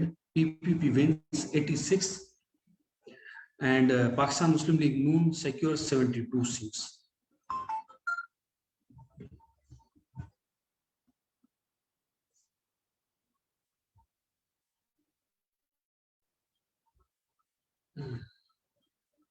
अच्छा, हिते एक कमेंट्स हैं जो पढ़ा तो सर डेट्स को याद करने की कोई ट्रिक, ये ॾाढी मुश्किल है याद करण। ज़ाहिर आहे तव्हां जेकर थारोली स्टडी था कयो ऐं कॉन्सेप्चुअली शयुनि खे सम्झण जी कोशिशि था कयो त तव्हां डेट्स खे यादि रखी सघो था, पर उहो ज़ाहिर आहे जॾहिं तव्हां मुसलसल स्टडी कंदा रहो इहो पॉसिबल न आहे। तव्हां हिकिड़ी दफ़ा को पैराग्राफ पढ़ी वञो, को पेज पढ़ी वञो ऐं तव्हांखे डेट्स यादि थी वञनि, ज़ाहिर आहे उन जे लाइ तव्हांखे बार बार पढ़णो पवंदो। अच्छा, October 9, 1993, बेनज़ीर परी हिते अचूं था। 1993 में जेका इलेक्शन थी उनमें पीपीपी जेको आहे 86 वोट्स मतलब खणी करे सीट्स खणी करे इलेक्शन खटी ऐं उन खां पोइ मोहतरमा जेको आहे अक्टूबर 1993 में प्राइम मिनिस्टर तौर खटे आई ऐं उनखे 121 वोट्स मिलिया। अच्छा, उन खां पोइ जनवरी 24, 1994, Benazir Bhutto inaugurates country's first women police station in Islamabad. यह शय याद रखण घुर्जे, खास तौर ते जेके असांजूं फीमेल पार्टिसिपेंट्स आहिनि इहा शय याद रखी सघनि थियूं त पहिरीं जेका औरतुनि जे लाइ जेका पुलिस स्टेशन क़ाइमु थी उहा इस्लामाबाद में क़ाइमु थी, जेका मोहतरमा बेनज़ीर भुट्टो उनखे उनजो इफ्तिताह कयो हुयो ऐं उहा जो इफ्तिताह थियो हुयो उहो जनवरी 25, 1994 में थियो हुयो। April 25, 1995, veteran politician GM Sayyid dies in Karachi. साईं GM Sayyid 25 अप्रैल 1995 ते वफ़ात करे विया। अच्छा, उनखां पोइ 1996 to 2000 जेको दौर आहे उन ते असां चऊं था।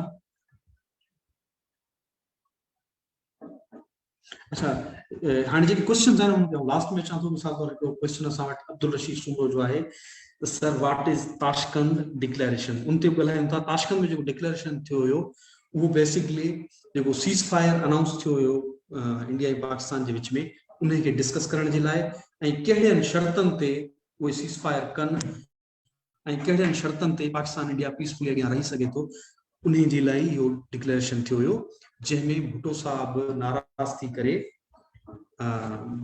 उन दौर में अयूब खान खां नाराज़ थी करे अलॻि थियो हुयो ऐं नाराज़ उनजे करे थियो हुयो। भुट्टे साहब जो ख़्यालु हो जेकॾहिं मूंखे तव्हां इन्हनि ॻाल्हियुनि में एज स्टेक होल्डर ॻाल्हाइण ॾियो त आउं कश्मीर जे मसइले ते माना को हल जेको आहे प्रपोज करे सघां थो या मसइले खे हल करे सघां थो, पर उहो न थी सघियो बहरहाल। अच्छा, उनखां पोइ असां चऊं था त 1996 खां 2000 ताईं जो जेको दौर आहे उनमें छा छा थियो। अप्रैल 25, 1996, Imran Khan launches new political party Pakistan Tehreek Insaf. 25 अप्रैल 1996 में इमरान खान जेका पंहिंजी नई पॉलिटिकल पार्टी हुई उनखे लॉन्च कयो, जेका हींअर तव्हां ॾिसो था गवर्नमेंट में।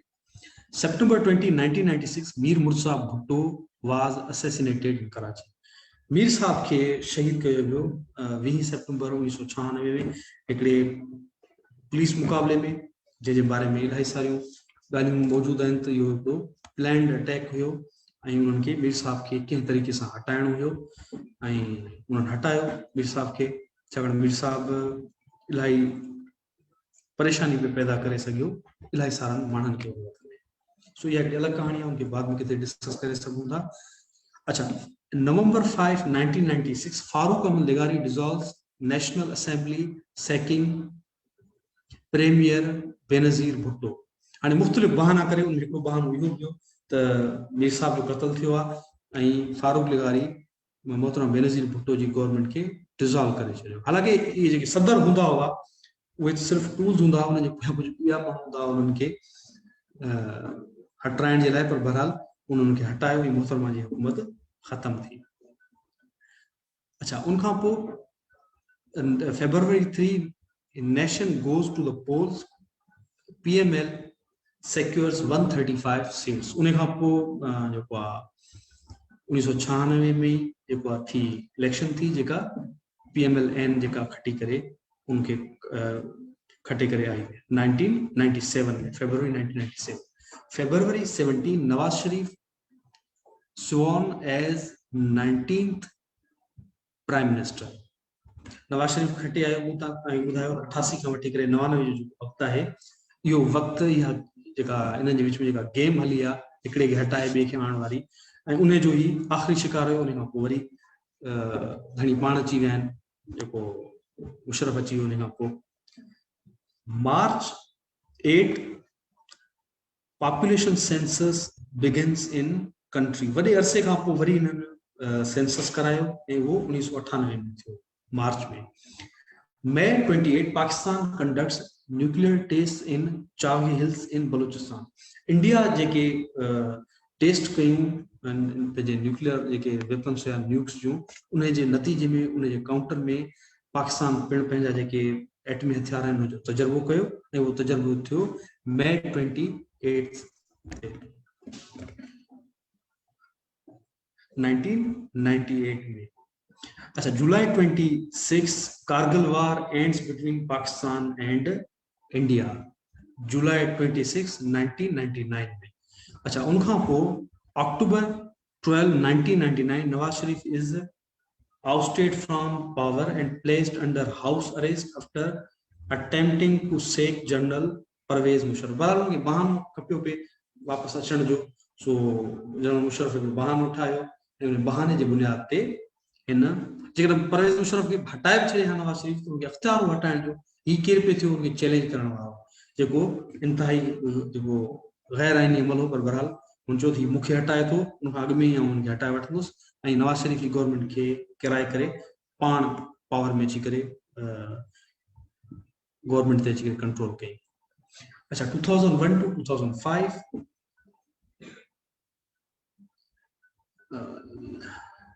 let me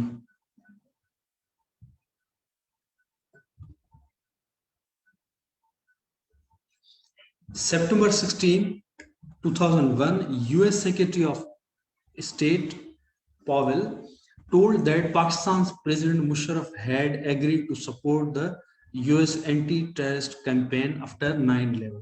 गन पॉइंट ते वो इन्हनि फैसलो वरितो हुयो। इहो मिडिक पावल अची करे बाद में बयान ॾिनो त पाकिस्तान जो जेको सदर आहे उहो राज़ी थी वियो आहे वार ऑन टेरर ते। इन्हनि वटि ॿियो को ऑप्शन ई कोन हुयो, ईअं सम्झो त या तूं अफगानिस्तान सां गॾु बीहनि या अमेरिका सां गॾु बीहनि। ऐं इन्हनि उन वक़्त में सोचियो जेकॾहिं बचणो आहे, पंहिंजो सिर बचाइणो आहे त अमेरिका जी सपोर्ट कयूं, न त अमेरिका अफगानिस्तान सां गॾु असांखे तबाह कंदो। October 10 2002 general elections held in country. मिड़ी इन्हनि जड़तू जेका जमहूरियत आहे 2002 में हिन क़ाइमु करण जी कोशिश कई ऐं इन्हनि जनरल इलेक्शंस कराया। November 23 2002 Mir Zafarullah Khan Jamali sworn in as prime minister. Mir Zafarullah Khan Jamali 2002 नवंबर 23 ते प्राइम मिनिस्टर थिया। December 14 2002 general Musharraf survived an assassination attempt in Rawalpindi। हिकिड़ो assassination attempt थियो हुयो मुशर्रफ ते 2002 में, जंहिंमें हुन सर्वाइव कयो हुयो। अच्छा, लेट्स मूव ऑन। उन खां पोइ आहे June 26 2004 prime minister Zafarullah Khan Jamali steps down and nominates Chaudhry Shujaat Hussain as his interim successor। सो कंहिं तरीक़े सां उनखे हटाइणो हुयो, इन्हनि खे ॿियो माण्हू आणणो हुयो इन्हनि खे, सो इन्हनि डिसाइड कयो त मीर ज़फ़रुल्लाह ख़ान जमाली खे हटायूं, छाकाणि इहो ई उहो वक़्तु हुयो जॾहिं बलूचिस्तान ऑपरेशन शुरू पे कयो ऐं इन्हनि न पे चाहियो त बलूचिस्तान ऑपरेशन शुरू कयूं ऐं हिकिड़ो बलोच प्राइम मिनिस्टर वेठल हुजे पावर में, उहो प्रॉब्लम उनजे करे उनखे हटायूं। इहो उहो साॻियो ई तरीक़ो आहे जॾहिं वार जेका सोवियत अफ़गान वार आहे उहा अमेरिका खे स्टार्ट कराइणी, भुट्टे साहब खे हटाइणी। छा उन्हनि खे ख़बर हुई त भुट्टो साहब हूंदो त सोवियत अफ़गान वार में ईअं कमु कोन कंदो जीअं ज़ियाउल हक़ कमु कयो, ऐं उन पोइ तरीक़े सां बहाने सां पोइ उनखे हटाए करे ऐं उनखे शहीद कराए ऐं हिकिड़े अहिड़े जनरल खे आंदो, उहो उन हर तरीक़े सां इन्हनि खे सपोर्ट कई सोवियत अफ़गान वार में, ऐं अमेरिका पाकिस्तान ऐं सऊदी अरब जी मदद सां मुजाहिदीन खे यूज़ करे उहा जंग खटी ऐं जंहिंजे नतीजे में सोवियत यूनियन टुटो। कंपेयर कंदो त साॻी तरह जो मामिलो हुयो। उन ई वक़्त में बलूचिस्तान ऑपरेशन शुरू करणो हुयो, जंहिंजी इहा कहाणी अचे थी। उनजे करे मीर ज़फ़रुल्लाह ख़ान जमाली खे घर मोकिलियऊं ऐं हिकिड़ो ॿियो अहिड़ो माण्हू मोकिलियऊं जेको चुप करे वेहे ऐं उहो एतिराज़ न करे। August 28, 24, शौकत अज़ीज़ becomes प्राइम मिनिस्टर। उन्हनि जो दादलो अची वियो, उन्हनि तरीक़े सां ई हुकुम कयो जीअं उन्हनि चाहियो पे। अच्छा, उन खां पोइ जनवरी 13, 2005, 136 people killed and about 170 injured in a collision of 3 passenger trains near Ghotki. Ghotki में वाक़ियो थियो 2005 में, जंहिंमें 136 जेके आहिनि माण्हू फौत थी विया हुआ, 170 खां वधीक ज़ख़्मी थिया। ट्रेन हादसो हुयो। October 8, 2005, a devastating earthquake in Kashmir and NWFP यानी कि बाद में जेको ख़ैबर पख्तूनख्वा थियो, kills over 80,000 people। तमाम वॾो इहो अर्थक्वेक हुयो ऐं उन अर्थक्वेक में हज़ारे माण्हू जेके आहिनि गुज़ारे विया, लखनि जी तइदाद में ज़ख़्मी थिया ऐं अहिड़ा ई लखे माण्हू इनमें बेघर थिया। तमामु वॾो ज़ल्ज़लो आयो हुयो। अच्छा, 2006 to 2010, May 14, 2006, Charter of Democracy is signed by 2 former prime ministers of Pakistan, Nawaz Sharif and Benazir Bhutto, in London। नेठ ही समझी विया त जेकॾहिं सिविलियन सुप्रीमेसी खे यकीनी बणाइणो आहे त असांखे गॾिजणो पवंदो, ऐं सिविलियन सुप्रीमेसी तेसी ताईं अची न पई सघी जेसी ताईं पाकिस्तान जूं 2 वॾियूं लीडिंग पार्टीज़ मुतफ़िक़ न थियनि ऐं उहे तय न कनि त असांखे सिविलियन सुप्रीमेसी क़ाइमु करणी आहे। सो उनजे करे for sake of civilian supremacy उहे लंडन में गॾिया ऐं चार्टर ऑफ डेमोक्रेसी ते मुतफ़िक़ थिया ऐं उन्हनि उनखे साइन कयो।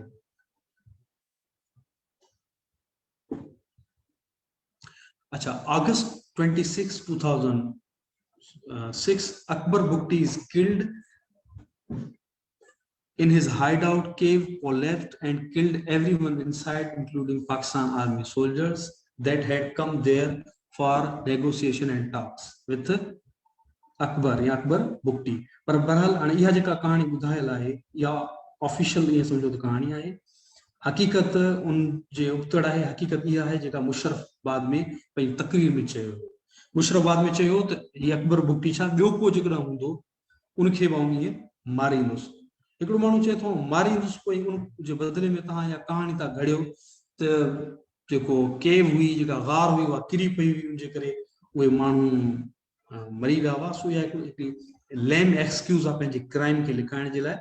सो मुशर्रफ त इक़रार करे चुको हो ऐं उहो इक़रार इहो ई कयो हुयो त न सिर्फ़ु हिनखे अकबर बुक्टी खे, पर ॿियो को बि जेकॾहिं चैलेंज कंदो असांजी सुप्रीमेसी खे, असांजी ताक़त खे, त उनखे असां मारींदासीं। उन्हनि बाद में इहे करे ॾेखारियो। ॿिया इलाही सारा एग्ज़ाम्पल्स मौजूदु आहिनि। ज़ाहिर आहे उन्हनि वटि पावर आहे ऐं उहे कनि था ऐं उन जा नतीजा इहे था निकिरनि त माण्हू अञा वधीक जेको आहे बग़ावत ॾे राग़िब थियनि था, माण्हू अञा वधीक बदज़न थियनि था, जेको इंतिहाई ग़लति अमल। पीसफुली जेके शयूं तव्हां करे सघो था, ॻाल्हियूं करे सघो था, माण्हुनि खे पंहिंजा राइट्स ॾेई सघो था, उनजे लाइ तव्हांखे फोर्सफुली शयूं करण जी कहिड़ी ज़रूरत आहे। पीसफुली जेकॾहिं माण्हुनि खे पंहिंजा राइट्स मिली सघनि था ऐं तव्हांखे उहे एंडोर्स करणा पवंदा, अॼु न कंदो सुभाणे उहे तव्हांखे उहे राइट्स एंडोर्स करणा पवंदा। इहो ई पीसफुल तरीक़ो आहे मतिलबु शयुनि खे डील करण जो। न तुंहिंजा नतीजा जेके आहिनि तमामु जेको आहे मनफ़ी निकिरंदा आहिनि, उनमें माण्हुनि जो आम माण्हुनि जो तमामु घणो नुक़सान थींदो आहे। अच्छा, उनखां पोइ चऊं था March 9 2007 president Musharraf dismissed chief justice of Pakistan Iftikhar Chaudhry, जेको बाद में वॾो पॉलिटिसाइज़ थी करे लीडर थियण जी कोशिश पे कई ऐं उनखे बांधो वियो हिकु ख़ासि मक़सद जे लाइ, बाद में मक़सद पूरो उन्हनि कयो, पीपल्स पार्टी खे कंटेन करण जे लाइ उन्हनि यूज़ कयो, पर बहरहाल उनखे उन दौर में उन हटायो। अक्टूबर 18 2007 Bhutto Benazir returned to Pakistan after exile of about 8 years. 8 सालनि जी जलावतनी खां पोइ मोहतरमा बेनज़ीर भुट्टो पंहिंजे वतन मोटी आई। November 3 2007 Pervez Musharraf imposed emergency most of the senior judges of Supreme Court ousted. हाणे इहा जेका इमरजेंसी सिर्फ़ जेकी जज न पर उनखां अलावा जेके पॉलिटिकल माण्हू हुआ उन्हनि खे या त नज़रबंद कयो वियो या गिरफ़्तार कयो वियो ऐं पूरे मुल्क में उन्हनि कंट्रोल हासिल करण जे लाइ इहा इमरजेंसी लॻाई, पर उहा बाद में उन्हनि खे लिफ्ट करणी पई। November 25 2007 Nawaz Sharif returned Pakistan after 7 years of forced exile. 7 सालनि खां पोइ नवाज शरीफ वापस मुल्क में आयो ऐं पंहिंजी जलावतनी खे ख़त्म करे। December 16 2007 emergency lifted, banned civil rights and suspended constitution restored. नेठे खे जेको आहे 16 दिसंबर 2007 मुशर्रफ खे इमरजेंसी वापस खणनी पई ऐं जेके सिविलियन राइट्स हुआ सिविलियन माण्हुनि जा उहे उन्हनि वापस कया या ईअं खणी चइजो त आइन खे रिस्टोर कयो। December 27 2007 Benazir Bhutto assassinated in a blast bullet attack in Rawalpindi. मोहतरमा बेनज़ीर भुट्टो खे 27 दिसंबर 2007 शहीद कयो वियो ऐं हिकिड़ो तमामु वॾो वाक़ियो हुयो जंहिं पूरे पाकिस्तान में ख़ासि तौर ते सिंध में माण्हुनि में तमामु जेको आहे ॾुख ऐं कावड़ खे जनम ॾिनो ऐं माण्हू तमामु घणा ईअं सम्झो त उनखां मुतासिर थिया उन वाक़िए खां ऐं अॼु ताईं उनजा तव्हां असर ॾिसी सघो था सिंध में पाकिस्तान में मोहतरमा जी शहादत खां पोइ जे हालतनि जा। January 2 2008 the election commission announced the election will now be held on February 18. February 18 2008 elections are held amidst tight security. PPP, PMLN, PMLQ, MQM and ANP wins 124, 91, 54, 25 and 13 seats respectively. इनमें पीपल्स पार्टी खे समझो त फतह मिली 124 सीटूं खयूं ऐं मुस्लिम league नून 91 सीटूं खयूं, 54 एमक्यूएम सीटूं खयूं, 54 PMLQ सीटूं खयूं, 25 एमक्यूएम सीटूं खयूं, एनपी 13 सीटूं खटी करे असेंबली में पहुती। March 24 2008 Yusuf Raza Gilani is elected as new prime minister. यूसुफ रज़ा गिलानी खे प्राइम मिनिस्टर कयो वियो ऐं वो प्राइम मिनिस्टर थी करे साम्हूं आयो 24 मार्च 2008 ते। March 9 2009 militants attack bus with touring Sri Lankan cricket team. All international cricket matches in Pakistan are suspended. Pakistan also lost its status as host for the Cricket World Cup 2011. ये जो Sri Lankan cricket team ते जो attack थियो उन्हनि जी बस ते 2009 में उनजो नतीजो इहो निकितो त पाकिस्तान जी जेका इंटरनेशनल क्रिकेट आहे तमामु घणी मुतासिर थी ऐं मुतासिर थियण जे नतीजे में हिते इंटरनेशनल मैचिस बंदि थी आहे ऐं ख़ासि तौर ते 2011 जो जेको वर्ल्ड कप हुयो उनखे पाकिस्तान खे जेको होस्ट करणो हुयो उहो बि न थी सघियो हिते। April 10 Pakistan adopts the 18th amendment to the constitution stripping President Asif Ali Zardari of key powers. यो वडो डिसीजन हुयो ऐं तमामु वडो तारीख़ी अमल हुयो छाकाणि 73 जो आइन पूरी तरह सां कॾहिं इम्प्लीमेंट थी ई न सघियो हुयो। जीअं वो आइन आयो कुझु अरसे खां पोइ मार्शल लॉ लॻी वई, उन खां पोइ मार्शल लॉ जे दौर में जेके आइन सां जेको खिलवाड़ थियो जेके अमेंडमेंट्स कयूं हुयूं उन्हनि अमेंडमेंट जे नतीजे में वफ़ाक हमेशह फ़ाइदे में रहियो ऐं सदर वटि जेको असेंबलीज़ खे डिज़ोल्व करण जो अख़्तियार हुयो उन अख़्तियार खे इस्तेमालु कंदे प्रेसिडेंट्स हिते इलेक्टेड जेके गवर्नमेंट्स हुयूं उन्हनि खे पंहिंजी मर्ज़ी मन मर्ज़ी ते दाहींदा रहंदा हुआ अंपायर जे इशारे सां। सो बहरहाल हाणे अंपायर जो इशारो जेको आहे हिन जे थ्रू न पे अची सघियो प्रेसिडेंट जे थ्रू, हाणे वरी कोर्ट सगोरी खे यूज़ कनि था। 2011 to 2015, January 4, 2011, Salman Taseer, the governor of Punjab, is shot by one of his bodyguards near his home for opposing blasphemy law in Pakistan. यो इंतहाई दुखाईंदड़ वाक़ियो हुयो ऐं सलमान तासीर का अहिड़ी ग़लत ॻाल्हि कई कोन। दुनिया में को अहिड़ो कानून कोन्हे जंहिंमें अमेंडमेंट न थी सघे। आइन जेके आहिनि उनमें अमेंडमेंट थींदी आहे, हर कानून में अमेंडमेंट थी सघे थी ऐं इहो पाकिस्तान जो कानून हुयो। उनको के इस्लामी शरीयत में तब्दीली की ॻाल्हि कोन कई हुई, को शरीयत तब्दील करे छॾियो न, हुन पाकिस्तान जे हिकिड़े अहिड़े आइन जी ॻाल्हि, अहिड़े कानून जी ॻाल्हि पई कई जेको पाकिस्तान जी पार्लियामेंट तरफ़ां पास थियल, पाकिस्तान जी पार्लियामेंट तरफ़ां पास थियल हिकिड़े कानून में जेकॾहिं हिकिड़ो माण्हू अमेंडमेंट जी ॻाल्हि करे त इहा ब्लास्फेमी की थींदी, कंहिंखे सम्झ में न पिए आयो। पर पूरे उनमें पाकिस्तान में जेके मज़हबी धुरियूं उन जो ब्लास्फेमी आहे ऐं उनखे जेको क़त्ल कंदड़ माण्हू हुयो उनखे पूरे पाकिस्तान में मज़हबी धुरियुनि पारां हीरो करे पेश कयो पियो, जेको इंतहाई ॾुखाईंदड़ अमल हुयो ऐं जेके बाशऊर मज़हबी माण्हू हूंदा उहे पाण परेशान हूंदा थी छा पियो थिए। पर बहरहाल हिकिड़े अहिड़े कातिल खे जेको जंहिंजी ज़िम्मेदारी हुई, जंहिंजो पहिरियों कमु हुयो उनजी बॉडी जी हिफ़ाज़त करणु, उनजो बॉडीगार्ड हुयो न, उनजो पहिरियों कमु छा हो, उनजी पहिरीं जेका ड्यूटी इहा हुई त हू उनजी हिफ़ाज़त करे ऐं जेको पंहिंजो कमु पंहिंजे सही तरीक़े सां कोन थो करे, जेको पंहिंजे कम में कूड़ो हुजे, उनखे तव्हां कातिल माण्हू खे हीरो करे पेश कयो सॼी दुनिया में, त इहो इंतहाई ॾुखाईंदड़ अमल हुयो। अच्छा, March 1, 2011, the Minister for Minority Affairs Shahbaz Bhatti was assassinated in Islam. साॻे तरीक़े सां उनखे बि ईअं असैसिनेट कयो वियो, उनखे ईअं मारियो वियो जीअं जेको सलमान तासीर खे मारियो वियो हुयो ऐं ॿई उन मज़हबी इंतहा पसंद जेका सोच आहे उनजा मुतासिर थिया ऐं मज़हब कॾहिं कंहिं बेगुनाह खे मारण जी इजाज़त कोन थो ॾिए, इहो सभिनी खे ज़हन में विझणो घुरिजे। इस्लाम पीस जो मज़हब आहे, इस्लाम तो उहो मज़हब आहे जंहिंजो पैगंबर, जंहिंजो जेको लीडर आहे उनखे रहमतुल आलमीन चयो थो वञे, आलमनि जे मथां रहमत, जेको पंहिंजे मुखालिफ़नि खे कॾहिं बि इन तरीक़े सां ट्रीट न कंदो हो जंहिं तरीक़े सां असां वटि मज़हबी माण्हू ट्रीट कनि था पंहिंजे मुखालिफ़नि खे। कंहिं ते फतवा ॾेई छॾियूं काफ़िर आहे, कंहिंखे चई छॾियूं कूड़ो आहे, को अमीन आहे, को हीन आहे, को हीन आहे।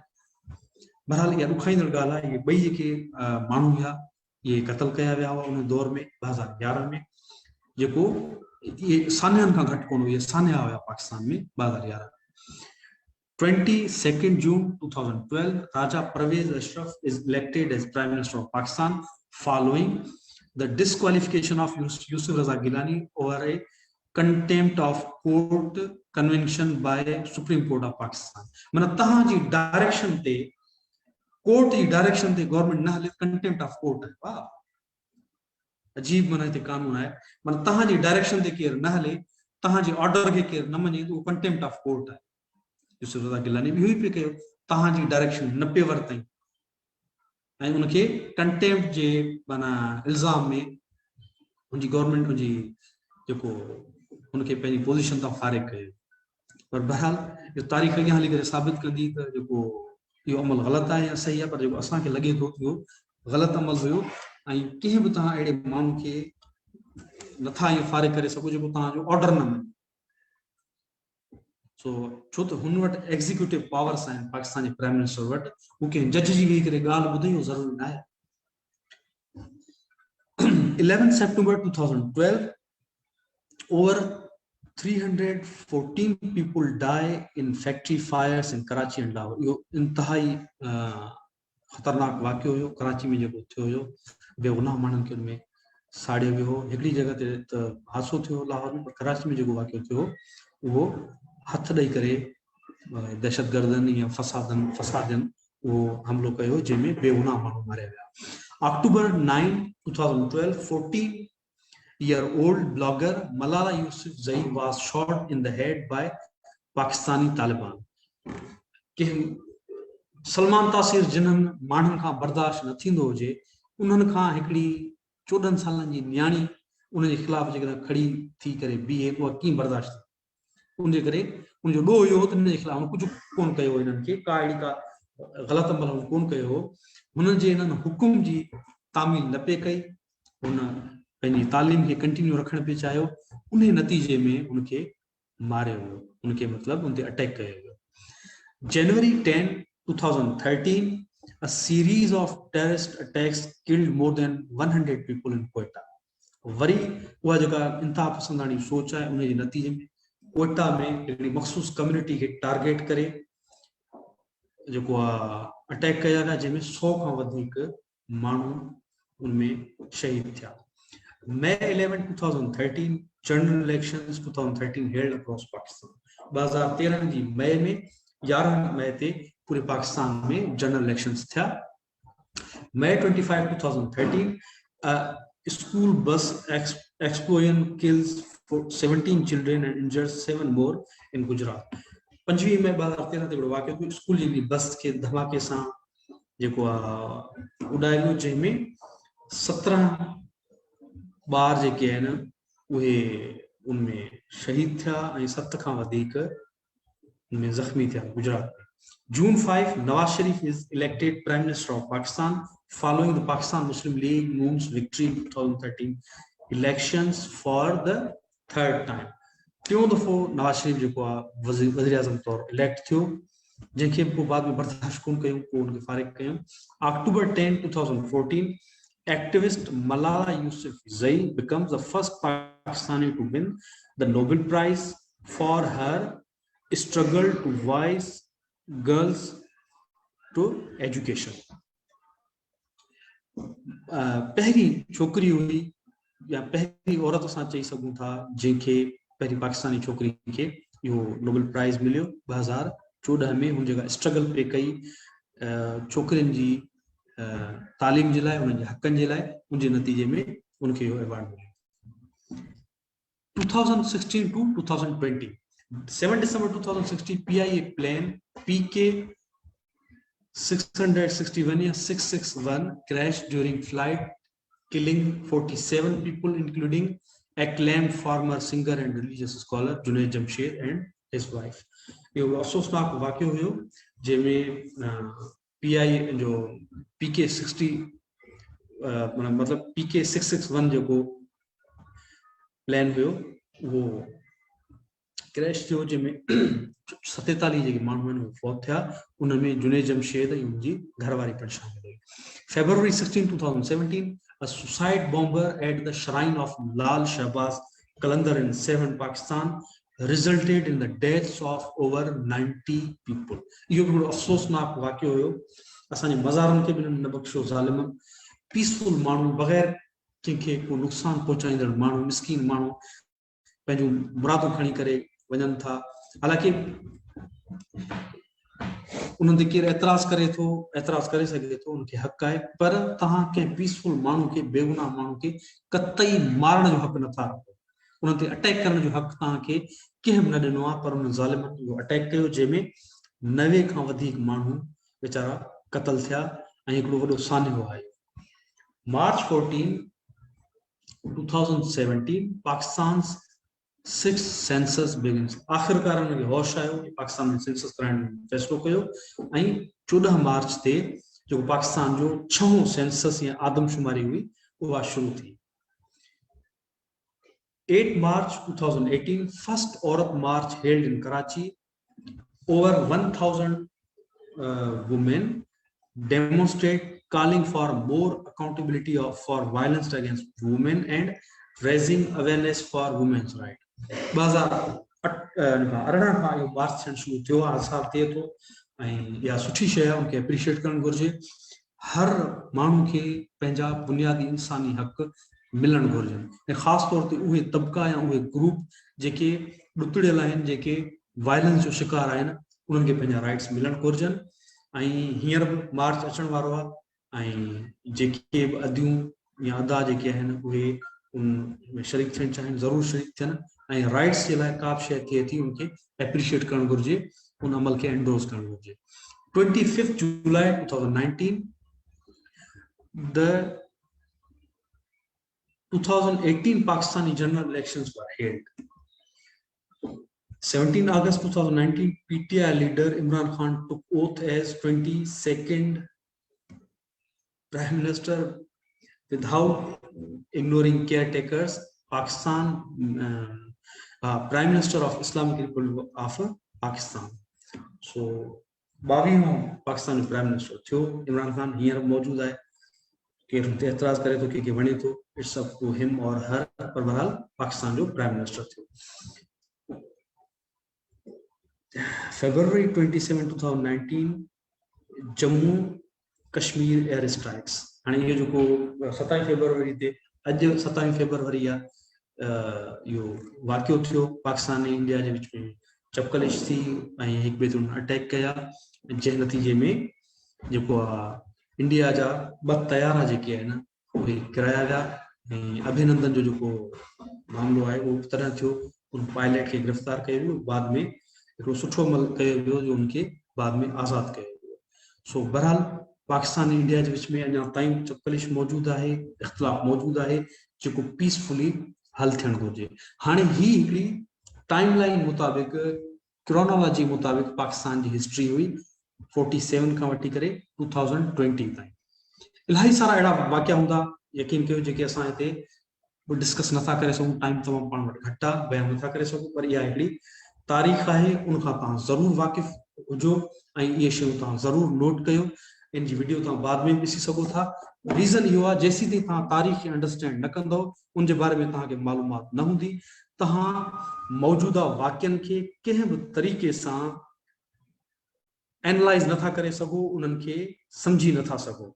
उन जे लाइ ज़रूरी आहे त तव्हां तारीख़ खां वाक़ुफ़ हुजो, ख़ासि तौर ते पाकिस्तान जी तारीख़ खां, त जीअं तव्हांखे अंदाज़ो हुजे त कहिड़ियूं शयूं थियूं आहिनि, कहिड़े तरीक़े सां थियूं आहिनि, कहिड़ी सीक्वेंस सां थियूं, पावर कंहिं वटि हिते रहियो आहे ऐं उहो पावर कीअं शिफ्ट थींदो रहियो आहे, कहिड़े क़िस्म जा डिसीशन्स थिया आहिनि, कहिड़े क़िस्म जा इवेंट्स थिया आहिनि। तारीख़ जो तव्हांखे इल्मु हूंदो, उन्हनि वाक़िअनि जी तव्हांखे ख़बर हूंदी, उन खां पोइ करंट जेके अफेयर्स आहिनि, करंट जेके इशूज़ आहिनि, उन्हनि खे तव्हां सुठे नमूने सां एनालाइज़ करे सघो था। त ही जेका मालूमात आहे, न सिर्फ़ु तव्हांखे तव्हांजे टेस्टनि में फ़ाइदो ॾींदी, पर उन सां गॾु तव्हांजी जेका ओवरऑल अंडरस्टैंडिंग आहे हिस्ट्री जे मुतलिक़ ऐं करंट अफेयर्स जे मुतलिक़, उनखे अञा वधीक ब्रॉड करे। सो हिस्ट्री इलाही इंट्रस्टिंग हूंदी आहे ऐं उहा असांखे लर्निंग ॾींदी आहे ऐं असां उन मां लर्निंग जे बुनियाद ते अॻियां पंहिंजूं जेके स्ट्रेटजीज़ आहिनि उहे बहितर करे सघूं था ऐं करंट जेके इशूज़ आहिनि, अफेयर्स आहिनि, उन्हनि खे जॾहिं असां एनालाइज़ कयूं था, असां जॾहिं उनखे सम्झण जी कोशिशि कयूं था, उन्हनि हिस्ट्री जे लर्निंग्स खे नज़र में रखी करे उन्हनि खे अञा बहितर तरीक़े सां सम्झी सघूं था। सो अॼु जो जेको ही लेक्चर आहे हिते पूरो थियो ऐं अॼु शाम जो इंशाल्लाह, मतिलबु राति जो 9 वॻे केरु थींदो उस्ताद में गॾु हूंदासीं। जेके बि दोस्त ॾिसनि पिया या ॿुधनि पिया, उन्हनि खे दावत था ॾियूं त उहे बि शरीक थियनि। असां पोस्ट रखी छॾी आहे केरु थींदो उस्ताद जे लाइ ऐं उनमें ज़ूम ID ऐं पासकोड ॾिनल आहे। जेको बि दोस्त डायरेक्ट में ज़ूम जे मीटिंग रूम में अचणु चाहे, उनमें शरीक थियणु चाहे, उनमें शरीक थी सघे थो, या जेकॾहिं फेसबुक ते असांखे अटेंड करणु चाहे, उन मीटिंग में शरीक थियणु चाहे, तो फेसबुक थ्रू शरीक थी सघे थो। सो हाणे सूमर ताईं जे लाइ अलावा ई सूमर जे ॾींहुं वरी नए लेक्चर सां तव्हां सां गॾु हूंदासीं। सो अलावा ई